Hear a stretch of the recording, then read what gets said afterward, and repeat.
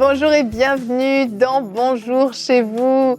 Aujourd'hui, nous allons voir comment innover dans l'annonce de l'Évangile pour une émission totalement innovante puisque je suis avec Nadine Kabouya. C'est tellement innovante. Écoute, c'est pas ça. Je sais que c'est pas moi. Mais on innove avec notre invité de la semaine, Samuel Plante. Bonjour, comment vas-tu? Ça va très bien, toi? Ça va très bien, merci. Merci d'être avec nous encore aujourd'hui. Tu étais là hier pour une très belle émission qu'on a faite ensemble. Et aujourd'hui, tu vas être avec nous. Donc, on parle d'innovation.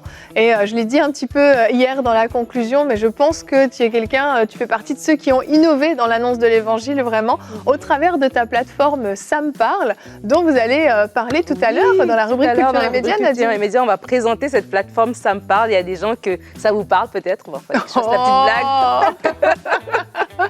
Mais c'est vraiment, c'est pour des Québécois, c'est quelque chose d'extraordinaire parce que c'est l'Évangile pour des Québécois avec une façon de l'apporter tellement innovante. En tout cas, j'en dis pas plus, on va vous présenter ça tout à l'heure. Exactement. Donc, Sam, tu es youtubeur chrétien, missionnaire également. Donc, vraiment, tu vis de ton ministère, en fait, grâce au soutien des personnes. Et vraiment, on est ravis de t'avoir. Tu fais un très, très beau travail. Ouais.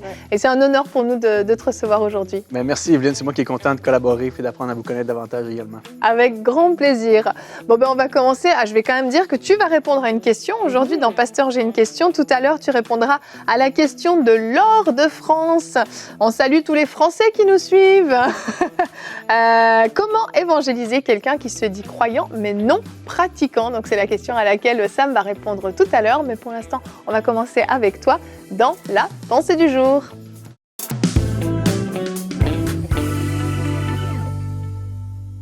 Alors, comment innover dans l'annonce de l'Évangile? Eh bien, mon premier conseil, c'est de ne pas chercher à innover pantoute.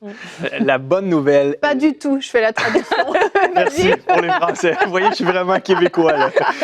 En fait, je pense que le premier défi dans l'annonce de l'Évangile, c'est de rester fidèle à ce que les apôtres nous ont transmis, au message biblique, à la bonne nouvelle du pardon des péchés, qui commence par une mauvaise nouvelle, le fait qu'on est pécheur, mais qui atterrit à une bonne nouvelle. Jésus est venu dans ce monde, porter le poids de notre péché, souffrir à notre place, et sur cette croix, eh bien, on a le signal de notre rédemption. Dieu nous aime, Dieu nous pardonne, et la preuve que cette rédemption a fonctionné, Jésus est ressuscité. Et ça, c'est le premier défi. Ne pas chercher à mettre un petit peu l'Évangile plus quelque chose, plus soi, plus un petit peu plus de sagesse, ou l'Évangile plus quelque chose. Non, ça c'est le message. Les apôtres ont fait toute leur vie là-dessus. Le Nouveau Testament est rempli de ce seul message-là. C'est la seule bonne nouvelle. Et je pense que c'est le premier défi de ne pas innover. Et ça va être novateur de ne pas le faire. Bien sûr, vient ensuite la forme. Comment innover? Premièrement, s'arranger que la croix du Christ soit le seul scandale de notre message. Souvent, les gens s'arrêtent à la forme. Est-ce que tu es pertinent? Est-ce que tu es accessible? Est-ce que tu es compréhensible pour les gens à qui tu t'adresses? Est-ce qu'il y a des ponts qui sont possibles entre toi et tes auditeurs, ou c'est juste plein de barrières? Ultimement, là, on ne veut pas que ça soit le vêtement, on ne veut pas que ça soit l'intonation, on ne veut pas que ça soit le langage, on ne veut pas que ça soit la vision du monde qui bloque l'accès à la croix. On veut amener les gens directement au pied de la croix, et là, ils feront leur choix devant ce scandale-là, mais je ne veux pas que rien d'autre vienne barrer la route. Je pense que ça peut devenir novateur de ce côté-là. Bien sûr, parler aux nôtres. Moi, l'exemple qui m'inspire dans mon ministère, c'est la Pentecôte. Chacun des gens qui étaient là entendait parler des merveilles de Dieu dans sa propre langue. Et s'il y avait eu un Québécois, il y aurait eu un disciple qui aurait parlé québécois, en joual. S'il y avait eu un Français, tu aurais eu un disciple plus soigné, avec un bon français, plus huppé. Dieu parle à travers son Fils, mais il parle dans un langage qui est comprenable. Yes. Donc, comment innover, s'assurer que le courant passe, que les gens entendent. Je pense qu'annoncer l'Évangile, c'est un travail de transposition. Je prends un Évangile, une bonne nouvelle qui vient de 2000 ans, et je veux la transplanter dans une culture, dans une ambiance, dans l'air du temps, avec des idéologies, avec des manières de faire, des manières de croire. Mais je veux que cet Évangile-là prenne racine dans le milieu dans lequel je suis, dans ma famille, dans mon travail, dans ma province, dans ma région. Donc, un travail de transposition position et c'est faisable parce que Dieu a promis qu'il serait avec nous et ultimement, c'est son projet à lui. Amen, amen. Merci beaucoup, Sam.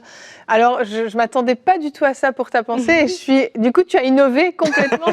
Mais je trouve ça génial, tellement important ce que tu as dit, de nous ramener au seul et unique message. Et c'est vrai, et je veux insister sur ce que tu as dit au début de ta pensée, que parfois, en voulant innover, on veut faire tellement différemment qu'on dilue le message, on modifie le message, on en garde juste un petit bout, celui qui passe le mieux, celui qui a l'air le plus normal, et puis le moins dérangeant, et puis on oublie. Et c'est comme ça que certaines fois dans les églises, on a carrément enlevé la croix. On ne parle plus de la croix, on ne parle plus du sang de Jésus parce que ça met mal à l'aise, parce que justement, on se dit il faut être actuel, il faut innover. Et en voulant innover, on dilue le message, on affaiblit le message. Tellement important ce point dont tu parles. Et on va regarder tout de suite notre verset du jour qui est dans Marc 6 au verset 56.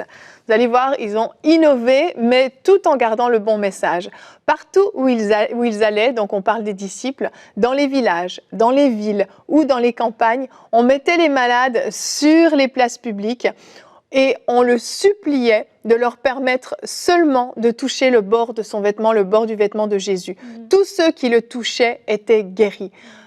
Jésus, simplement, a innové dans le sens qu'il s'est déplacé, il est allé, mais avec un seul message et surtout avec la puissance de Dieu, au point où on mettait les gens sur la place publique et Jésus les guérissait tous. C'était ça qui était innovant, c'était l'amour de Dieu qui était manifesté sur la terre pour tous ceux qui souffrent, pour tous ceux qui sont malades, mais tous ceux qui sont perdus aussi. Et c'est de cette façon-là que l'Évangile était amené. C'est la manière la plus belle et la plus noble qu'on peut annoncer l'Évangile finalement. Absolument. J'ai trop aimé la pensée de Sam et le début de sa pensée quand il a dit on n'innove pas le message, en fait, on va changer la forme, on va s'assurer que la forme touche les personnes. Et c'est ça que ce verset est en train de nous montrer, que Jésus n'était pas resté dans un coin en attendant que tout le monde vienne à lui. Il allait vers les gens, mais il a porté ce message-là. Et ça, c'est tellement important. Surtout aujourd'hui, on veut parler, et on veut parler sur les réseaux, on veut parler dans l'ère dans lequel on est. Mais des fois, on peut être sous la pression de dire je veux tellement atteindre les gens que je dois absolument dire les choses de la manière, voilà, enlever les trucs, enlever ceci, enlever cela pour diluer au maximum, pour atteindre les personnes. Mais je crois qu'on doit faire confiance à Dieu. Je crois que c'est ça que ta pensée est en train de dire. Faisons confiance au Seigneur. Comme tu as dit, c'est son projet. À la fin de la journée, c'est lui qui va se défendre sur le terrain. Donc nous, on amène la parole telle qu'elle est. Et le Saint-Esprit est tellement puissant que nous, on peut dire une parole. Tu sais, moi, je me dis, on est tous venus au Seigneur parce qu'on a reconnu qu'on était pécheurs. Ouais. Mais c'est sûr que si tu dis dans la chair à quelqu'un, t'es pécheur, ben, la personne, elle peut braquer. Mais lorsque le Saint-Esprit est là, tu dis, c'est de la même parole, la personne, elle se sent, waouh, touchée, et c'est comme ça qu'elle vient donner son cœur. Ouais. Donc vraiment, c'est un super encouragement que tu as donné. Si on s'éloigne de l'Évangile, ça devient juste la bonne vieille religion du moralisme. Comment l'être humain, par lui-même, peut atteindre Dieu. Bien sûr, c'est enrobé de concepts et de valeurs chrétiennes, mais essentiellement, c'est pas le christianisme. Lorsqu'on essaie de prêcher l'Évangile plus quelque chose, ça dénature l'Évangile, parce que l'Évangile dit « Dieu est venu faire dans ce monde ce que tu pouvais pas faire par toi-même. » Jésus a tout accompli, il n'y a rien que tu peux rajouter, il n'y a rien que tu peux enlever. Et si tu l'enlèves, ben, c'est plus cette bonne nouvelle. Et je pense que ça, c'est vraiment le défi de l'évangéliste, de faire comprendre à la personne devant soi que tu peux pas, c'est pas par tes efforts, c'est pas par tes œuvres, c'est pas par ta piété, c'est pas par ta spiritualité, c'est pas par tes miracles, c'est parce que Christ a agi à ta place que tu peux avoir accès au Père. Et ça, c'est un message qui percute le cœur profondément. Vraiment. Et je pense qu'il y a une pression, en fait. C'est ça le problème aussi, c'est la pression. Et tu parlais tout à l'heure de l'ère du temps. Et il y a une pression, et la pression de se conformer fait qu'on peut justement enlever, dénaturer cet évangile-là, l'enrober dans de la sagesse, dans du coaching, dans du développement personnel. Toutes ces valeurs-là qui se retrouvent dans l'évangile, mais on enlève la croix, on enlève l'élément central. Et je crois que lorsqu'on aspire à parler de Dieu, on doit se rappeler de ces choses-là. On doit se rappeler que non, vraiment Seigneur, garde-moi de diluer le message, garde-moi de subir la pression de dire non, je veux tellement fitter, entre guillemets, dans ce groupe-là, que je dois absolument faire ça, parce qu'aujourd'hui aussi, des fois, on évalue, surtout l'évangile qui est sur la place publique, on l'évalue en fonction des likes, en fonction des followers, en fonction de ces choses-là. C'est pas ça qui fait en sorte, c'est pas parce que tu as 10 000 followers que tu as 10 000 chrétiens qui te follow. Donc, c'est super important de nous-mêmes aussi s'en rappeler pour ne pas céder à la pression de tout ça. Oui. clairement. Puis ça l'empêche pas, en gardant la bonne nouvelle, qu'on peut l'annoncer de multiples façons dans toutes les sphères de la société. Utiliser les arts, utiliser l'art dramatique, utiliser la peinture, utiliser la littérature, utiliser les films, utiliser les médias, les réseaux sociaux, aller où les gens sont. Hein, c'est ce que Paul faisait. Il se rend à l'Aréopage à Athènes. C'est là que les idées sont discutées. Exact. Boum, il commence avec cette idée-là de la résurrection de Jésus. Là. C'est quoi tu nous parles? C'est étranger à nos yeux. Là, mais Paul se rendait où les gens étaient. Et il y avait toujours le même message, mais quand tu lis les Actes, quand tu lis les lettres de Paul, tu réalises qu'il n'a pas prêché une fois de la même façon. Ouais. Il s'est adapté à son auditoire. Qu'est-ce qu'il connaît? À un moment donné, il cite les poètes. D'autres fois, il cite des choses qui se passent dans les villes alentours. Mais c'est toujours le même évangile qui revient, qui est saupoudré ou, disons, façonné d'une façon différente pour atteindre l'auditeur. Mais ça reste qu'est-ce que Dieu est venu faire pour les sauver de leur péché, de leur rébellion, de leur séparation avec le Seigneur. Exact. Moi, j'aime, il y a ce verset qui dit que Dieu a mis en Bétzalel toutes sortes d'idées, de créativité, de talents. Et tu parlais d'art dramatique. Je me rappelle, une fois, on avait fait une présentation justement de quelqu'un qui était à Toronto, à Square One, dans notre cas, une grande place à Toronto. Et il faisait de la peinture. Et c'est par cette peinture-là qu'il racontait l'histoire de la croix et tout ça. Et c'est à travers cette peinture qu'il faisait que les gens venaient poser des questions, ils trouvaient ça bizarre, ils trouvaient ça intéressant, et puis ils restaient jusqu'à la fin, ils voyaient qu'à la fin, en fait, c'était l'image de Jésus, de la croix et tout ça. Et c'est quelque chose de tellement innovant, et c'est la créativité. Je veux dire, Dieu, il est le plus grand créateur. Et je dis, toute la créativité est en lui. Lorsque tu regardes juste la nature, les plantes et tout ça, alors tu te dis, à combien plus forte raison, si on lui dit, Seigneur, on veut parler de toi, mais donne-moi la façon de le faire, qui va nous donner une façon adaptée, comme tu dis, comme dans la Pentecôte, mais adaptée aux gens qui sont devant nous, en fait. Exact, exact. Et on va enchaîner avec notre rubrique Pasteur, j'ai une question. Sam, je le disais en début d'émission, donc on a Laure de France qui a posé donc cette grande question, comment évangéliser quelqu'un qui se dit croyant mais non pratiquant? On parle d'innover dans l'annonce de l'évangile, et un chrétien non pratiquant, on a tendance à dire des fois c'est les plus difficiles parce que ils connaissent le message généralement, alors ils l'ont plus ou moins entendu correctement, hein, des fois il n'a pas forcément été clairement annoncé, mais le problème c'est que ils ont l'impression qu'ils sont déjà corrects, qu'ils sont déjà OK, que tout va bien. Comment on fait pour faire cette annonce alors? T'as un conseil? Oui, en fait, j'ai fait 2 vidéos sur le sujet, beaucoup plus complètes. Vous pouvez aller les visionner si vous voulez. Je vais essayer de résumer un petit peu le propos.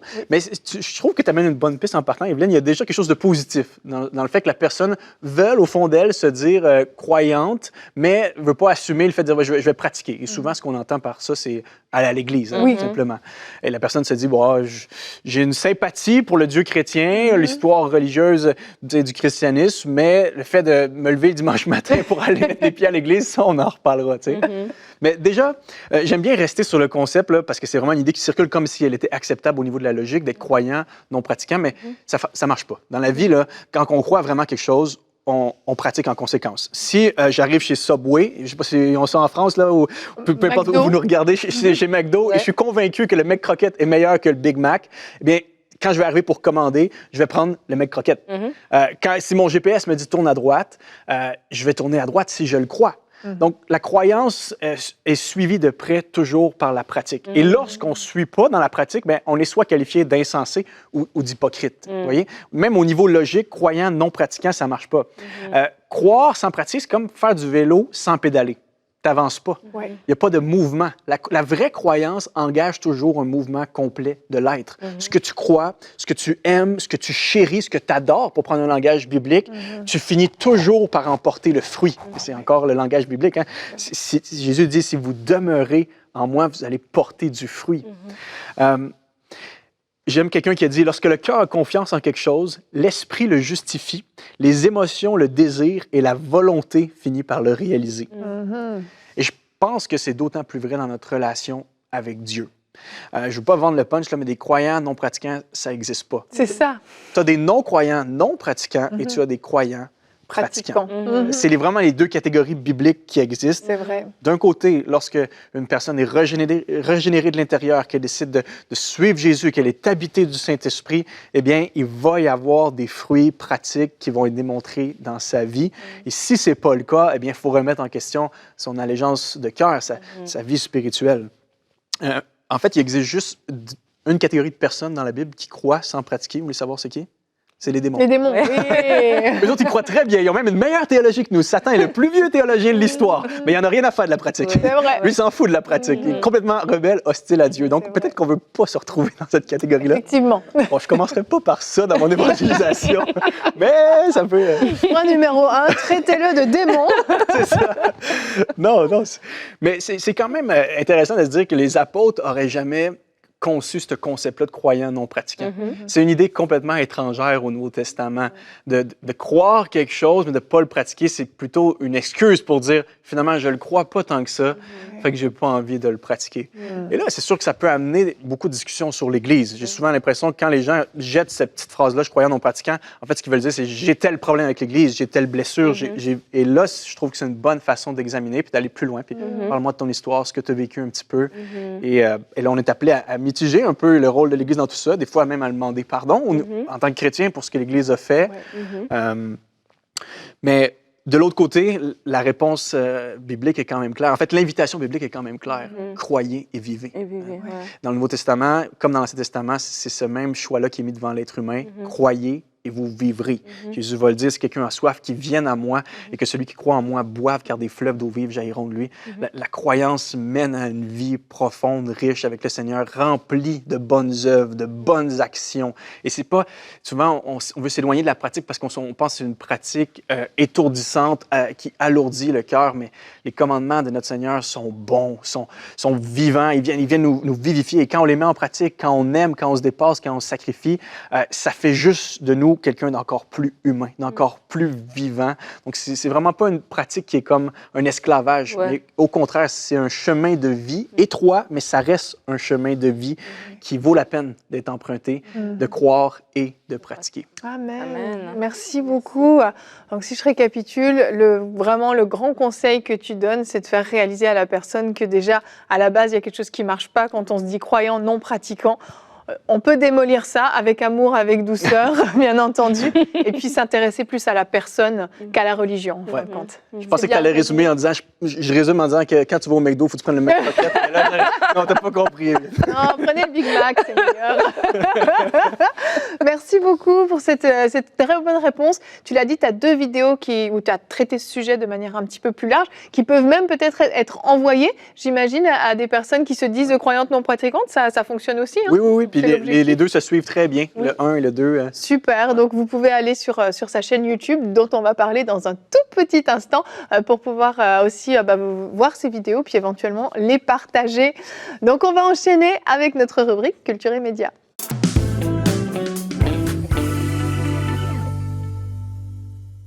Alors, en début d'émission, je disais qu'on allait parler de la plateforme de Ça me parle de Samuel Plante. Et si vous êtes sur les réseaux sociaux, sur YouTube, sur Facebook et tout ça, vous avez sûrement déjà vu ces petites capsules, des fois de 15 minutes, de 5 minutes, avec des sujets comme ça abordés de façon très ludique. C'est tellement intéressant et tellement captivant. Et avant de pouvoir questionner Monsieur Plante là-dessus, nous allons pouvoir regarder tout de suite un extrait. C'est à l'été de mes 16 ans que ça m'a rentré dedans. Je pensais que je m'appartenais, que je pouvais contrôler mon existence, vivre pour mon confort, mon plaisir, bref, m'autosuffire. Mais en réalité, j'étais nu, j'étais vide, j'étais seul, j'étais esclave de mon orgueil, esclave de moi-même. Je le savais trop bien que c'était pas ça la vraie affaire, qu'il y avait quelque chose de mieux, quelque chose de plus, mais je refusais d'aller au fond de moi-même parce que je savais que ce que j'allais trouver, ça allait pas être très beau. Et boum! C'est là que la grâce de Dieu m'a complètement frappé. Elle m'a jeté à terre, elle m'a bousculé, elle m'a changé pour toujours. J'étais plus le même gars. J'ai réalisé les 2 plus grandes vérités de ma vie. J'étais un crotté, mais Christ est mort pour un crotté comme moi. Il m'a aimé, moi. Il s'est donné afin que je puisse être pardonné devant le Dieu vivant, l'Éternel, le Dieu de justice, le Dieu qui a tout créé, qui a tout fait. Les mêmes mains qui ont façonné l'univers ont été clouées sur cette croix il y a 2 millénaires afin que je puisse avoir la vie abondante, la vraie vie, la vie éternelle. Puis je pouvais juste pas me taire. Si ce gars-là est ressuscité, qui est le seul qui peut nous sauver la peau des fesses, ça vaut la peine d'en parler, ça vaut la peine de l'écouter. C'est pas mon affaire à moi, là, ma petite passion personnelle, non, c'est la grosse affaire. C'est la raison de vivre et de mourir, Jésus-Christ, le sauveur du monde. Je m'appelle Sam, ma chaîne s'appelle Sam parle, mais je prie que ça te parle. Bon jeu de mots. Songez, hein? Songez. Amen. Tu as innové dans l'annonce, c'est sûr. Et là, on a suivi la vidéo rapidement et tu le dis un petit peu de ton parcours à toi et tu es venu au Seigneur. Mais de là à créer cette chaîne qui est une très très belle chaîne, d'où t'es venue l'idée en fait de te dire oui, je vais commencer aussi à annoncer l'Évangile de cette manière? En fait, après 6 ans et demi de pastorat jeunesse, j'ai reçu l'invitation d'un homme d'affaires à venir collaborer, à monter un studio, monter des capsules. Donc, c'était pas mon idée du tout. Moi, j'étais confortable dans l'église avec mon petit cercle, tout ça. Mais le Seigneur m'a pris, m'a garoché dans dans ce champ missionnaire québécois. Et c'est là qu'est né le concept Ça me parle. On a travaillé sur une vision et on a commencé avec nos premières capsules. On pensait que ça allait juste faire Mais finalement, une capsule, 2, 3, ça a continué. C'est très, très, très populaire ici au Québec. Et justement, tu parles de cette collaboration qui a fait que tu as pu mettre ça sur place. Mais c'est quoi ta mission, en fait, derrière ces capsules-là? C'est pas juste de divertir, il y a quelque chose derrière. Oui, non, bien sûr, il y a un aspect ludique, humoristique, parce qu'au Québec, partout, on aime rire, on aime détendre l'atmosphère. Donc, je commence avec des sujets du quotidien, des sujets du vécu humain, familial, de société, des projets de société. Mais mon but, c'est toujours d'en arriver à la bonne nouvelle. Et vraiment, une des phrases qui résume bien ce qu'on fait, on veut rendre la bonne nouvelle bonne et nouvelle auprès des auditeurs québécois. Par la bande, ça se rend partout en francophonie, dans les îles, en Afrique, en Europe, tout ça, puis on s'en réjouit. Mais on a circonscrit notre territoire auprès des Québécois. Et notre but, c'est de faire redécouvrir aux Québécois qui ont vraiment laissé de côté tout ce qui est religieux, point final, l'Église, tout ça. On veut leur faire redécouvrir le message de la foi, mais peut-être sous un autre angle, peut-être moins appesanti, moins lourd, moins chargé de bagages négatifs, mais plutôt des sources. Qu'est-ce que l'Évangile, quand on creuse la Bible? Qui est Jésus? Qu'est-ce qu'il a dit? Et leur laisser le choix devant cet Évangile-là, peut-être un peu moins chargé. De tout le... Parce que c'est ça, en fait, c'est qu'il faut le connaître. Nous, on est au Québec, on le sait, mais il y a vraiment un arrière-plan aussi par rapport à la religion ici au Québec, ce qui fait que ce que tu es en train de faire, c'est vraiment innovateur, c'est vraiment innovant, parce que vraiment, il y a un lourd bagage qui a fait que le peuple québécois en général a vraiment rejeté l'Évangile, et tu amènes ça par des blagues, par des réflexions super intéressantes sur la Saint-Jean, sur plein de sujets. Et puis, du coup, dans chaque vidéo, tu nous amènes jusqu'à comprendre le message de l'Évangile. C'est super. Et là, tu es rendu à 67 vidéos, je tiens à le dire. Et c'est quoi tes objectifs un petit peu pour la prochaine année? Mais ne pas innover, continuer d'annoncer le même Évangile. Je vais rester cohérent avec ma pensée. Non, mais c'est de continuer de faire ce que je pense qu'on fait bien, puis les chrétiens l'utilisent comme un outil d'évangélisation, et je m'en réjouis. Les églises, puis en passant, les églises de toutes les confessions utilisent nos matériels orthodoxes, catholiques, protestants. Et ça, c'est vraiment une grande source de fierté pour nous de dire on n'est pas seulement une plateforme, une vitrine pour le christianisme au Québec, on est aussi un outil pour que les Québécois, pour que les gens, peu importe en francophonie, utilisent nos vidéos. Bien sûr, on veut grandir sur TikTok, sur Instagram, des plateformes qui rejoignent encore plus les 18-30 ans, 15-30 ans. Donc ça, c'est un défi, on veut y travailler. On aimerait ça faire aussi des productions d'un peu plus d'ampleur, comme le Père Noël en thérapie qu'on a fait à Noël dernier. Je l'ai vu. Oui. J'ai beaucoup aimé. Donc, un concept un peu plus élaboré, même qui inclut des acteurs, mais qui vient chercher de manière très, très subversive l'auditeur, qui embarque dans le narratif, mais qui au final dit « Oh, on atterrit à Jésus, comment il a fait pour m'amener là? » Oui. Avoir su, j'aurais pas cliqué sa capsule. Mais... Trop tard. C'est ça. Et justement, pour terminer, j'imagine qu'il y a tellement des gens qui suivent tes capsules, tu dois avoir tellement de témoignages. Est-ce que tu as un témoignage à nous partager? Bien, j'en aurais plusieurs à nommer. J'ai des amis maintenant que je connais à cause du ministère Ça me parle, qui sont devenus chrétiens. Ça me touche toujours. Mais un jour, je rentre dans une église et je m'assois et j'entends la jeune fille en avant de moi dire à sa mère, une ado, « Moi, maman, si je suis chrétienne, c'est à cause de Ça me parle. » Et elle savait pas que j'étais assis en arrière. Donc ça l'a vraiment été un témoignage très... Ouais, ça m'a vraiment donné du jus pour continuer puis de me dire, OK, si des jeunes comme ça entendent l'Évangile, puis... Mais bon, j'en aurais des centaines à raconter, mais ça m'a vraiment marqué. Ouais, c'est vraiment touchant. Merci, c'était touchant. En tout cas, félicitations Samuel pour tout ce que tu fais, c'est extraordinaire. Et je vous invite à vous abonner à sa chaîne, Ça me parle, d'aller sur sameparle.org aussi pour avoir plus d'informations sur tout ce qu'il fait. Il est sur Facebook, sur Insta, sur YouTube. En tout cas, sur toutes les plateformes, TikTok, allez-y, partagez la bonne nouvelle de l'Évangile. Voilà, merci Samuel. Merci pour tout ce que tu fais, vraiment. Comme j'ai dit, j'en ai suivi plusieurs de tes capsules et à chaque fois, je me dis, wow, c'est fou comment il a fait pour nous amener à Jésus. Tu arrives toujours à nous amener à Jésus d'une façon ou d'une autre, et avec humour, mais avec profondeur aussi. Donc, vraiment, merci beaucoup pour ce que tu fais. Et puis, si vous voulez connaître le témoignage de Sam, parce qu'il y a tout un témoignage derrière, tu n'as pas été chrétien toute ta vie. Non. Il y a un passé, il y a un témoignage. Moi, j'en dis pas plus, mais demain, dans la rubrique C'est mon histoire, il va nous raconter son témoignage de comment il a rencontré le Seigneur et comment il est devenu celui qu'il est aujourd'hui. Ça me parle finalement, c'était pas ça au début, c'était pas ce qui était prévu, mais Dieu a des plans extraordinaires. Donc, je vous donne rendez-vous demain pour entendre son témoignage. Et je vous donne rendez-vous demain aussi parce que nous allons parler de qu'est-ce qui fait bouillonner ton cœur, quelle est ta passion, sur quoi est mis toute ton attention, toute ton énergie. C'est le thème qu'on va aborder demain. Et je veux vous rappeler que ce soir, nous avons notre semaine des miracles. Donc, je vous donne à tous rendez-vous à 20h30 sur EMCI TV, sur YouTube, sur nos canaux de diffusion habituels de la chaîne pour un temps vraiment spécial. Mettez-vous déjà dans la foi, Dieu va agir. Samuel, merci beaucoup d'avoir été avec nous. Merci, ça m'a fait plaisir. Nadine, merci à toi aussi d'avoir été avec nous. C'est toujours un plaisir de t'avoir. Tu es tellement innovante. Allez, bonjour chez vous.